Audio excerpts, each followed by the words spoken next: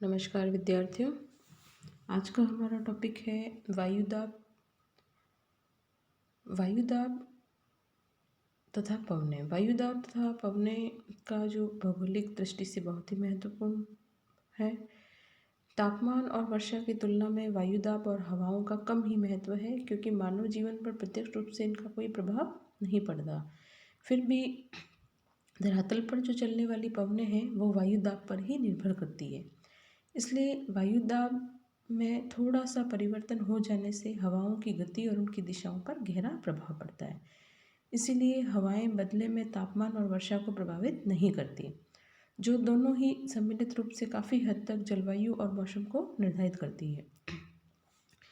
इस प्रकार वायुदाब और हवाएं जो प्रत्यक्ष रूप से महत्वपूर्ण नहीं मालूम होती, लेकिन अप्रत्यक्ष रूप से मानव जीवन की परिस्थितियों को बहुत ही प्रभावित करती है।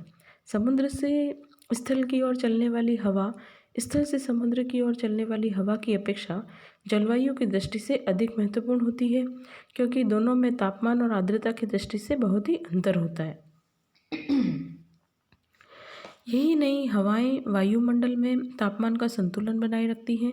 इसके अलावा हवाएं महासागरों से जल वाष्प को स्थलखंडों की ओर आकर्षित करती है, जहां जल वाष्प घनीभूत होकर वर्षा के रूप में गिरती है। इस तरह धरातल पर वर्षा का वितरण वायुदाब तथा पवन की प्रवाह से जुड़ा हुआ है।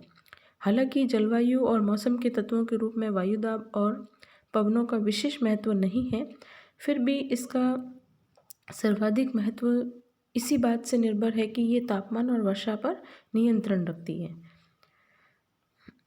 सामान्य परिचय में हम ये कह सकते हैं कि सामान्यतः भौतिक पदार्थों की भांति वायु भी एक भौतिक वस्तु है।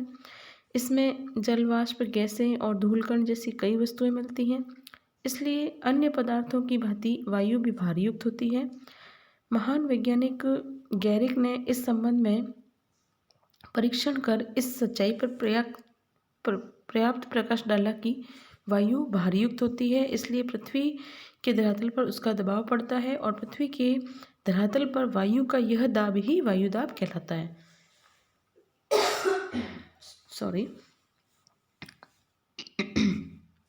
साधारणतः वायु का हमें कोई भार अनुभव नहीं होता है, क्योंकि ये हमारे चारों ओर समान रूप से पड़ता है।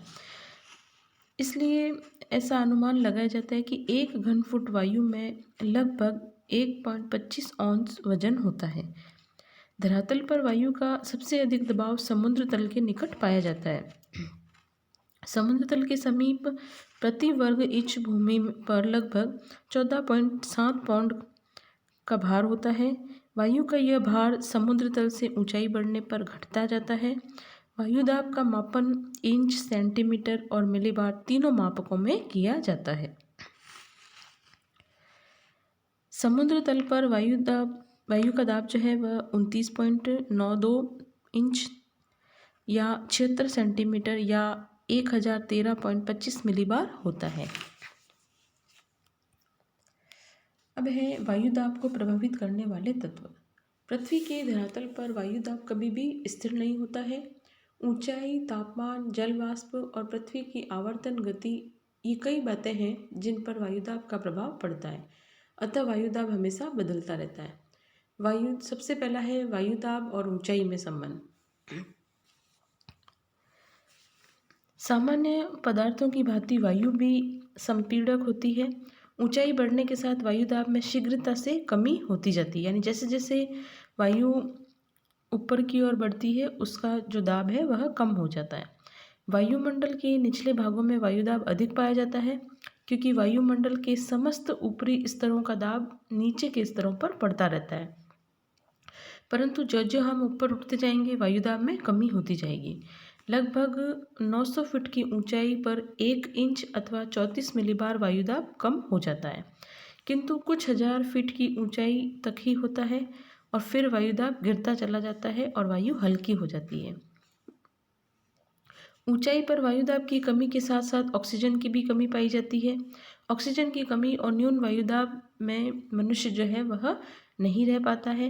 यही कारण है कि पर्वतारोही जब आरोहण के समय अपने साथ जाते हैं तो अपने साथ ऑक्सीजन के थैले रखते हैं, बहुत ऊंचाई पर वायुदाब की कमी के कारण पार्वत्य रोग हो जाया करता है।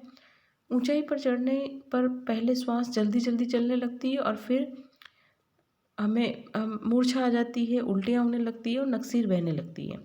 बहुत अधिक ऊंचाई पर तो शरीर की चमड़ी जो है वह नीली पड़ जाती है, मानसिक शक्ति कम हो जाती है और हाथ पैर शिथिल पड़ जाते हैं और अधिक सर्दी के कारण मृत्यु भी हो जाती है। तो वायुदाब का इतना अधिक महत्व होता है। फिर है वायुदाब और तापमान। वायुदाब और तापमान में घनिष्ठ संबंध है। वायु का तापमान बढ़ जाने पर उसका आयतन बढ़ जाता है और वह फैलकर इधर उधर चलने लगती है, जिससे वायु का दाब जो है वह कम हो जाता है। पर तापमान घट जाता है तो वायु सिकुड़ कर एक जगह इकट्ठी हो जाती है और उसका भार या वायुदाब बढ़ जाता है। इस तरह तापमान परिवर्तन के साथ ही वायुदाब भी घटता बढ़ता रहता है। वायुदाब और तापमान में सदा प्रतिकूल संबंध रहता है, अर्थात यदि तापमान अधिक हुआ तो वायुदाब कम होगा और यदि वायुदाब तापमान कम हुआ तो वायुदाब अधिक होगा। दूसरे शब्दों में थर्मामीटर जितना ऊंचा होगा बैरोमीटर उतना ही नीचे होगा और थर्मामीटर जितना नीचा होगा बैरोमीटर भी उतना ही ऊपर होगा।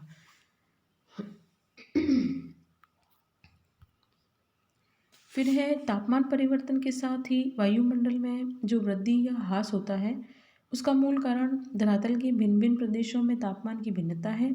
उष्ण प्रदेशों में वायु गर्म होकर फैलती है और ऊपर उठती है और ऊपर उठकर वह अपने आसपास के ठंडे प्रदेशों की ओर नीचे उतरती है।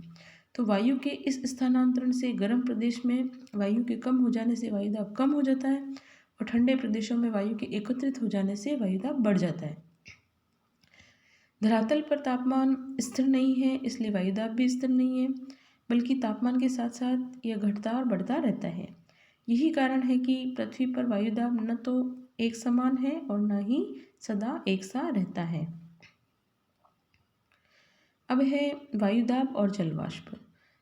जलवाष्प वायु से हल्की होती है, इसलिए वायु में जितनी ही जलवाष्प मिली रहेगी वायु उतनी ही हल्की होगी और वायु जितनी हल्की होगी उसका दाब उतना ही कम होगा। इस कारण यदि किसी स्थान पर वायु में जल वाष्प की मात्रा ज़्यादा है तो उस स्थान का वायुदाब जो है वह कम हो जाता है।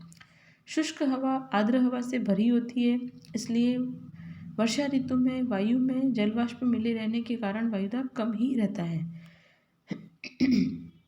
मौसम के अनुसार हवा में वाष्प की मात्रा कम या ज़्यादा होती रहती है, इस कारण वायुदाब भी घटता बढ़ता रहता है।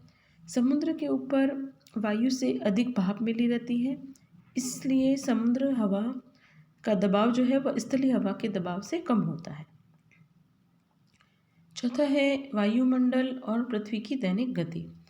वायुदाब पर पृथ्वी की दैनिक गति का भी प्रभाव पड़ता है। पृथ्वी की दैनिक गति के कारण वायुदाब बदलता रहता है।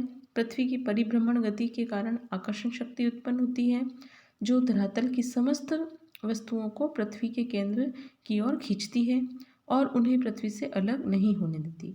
यही कारण है कि अधिक ताप के कारण विषुवत रेखा से उठी हुई वायु पुनः मध्य अक्षांशों में नीचे उतर जाती है। पृथ्वी की इस परिभ्रमण गति के कारण विषुवत रेखा के समीप वायु केंद्र से दूर हटती है और ध्रुवों की ओर वायु खींचती है।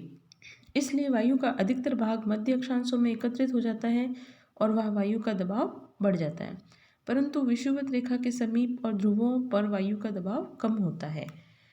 तो ये तो था विद्यार्थियों आपके वायु दाब और पवनों का महत्व और उसे प्रभावित करने वाले तत्व। धन्यवाद विद्यार्थियों।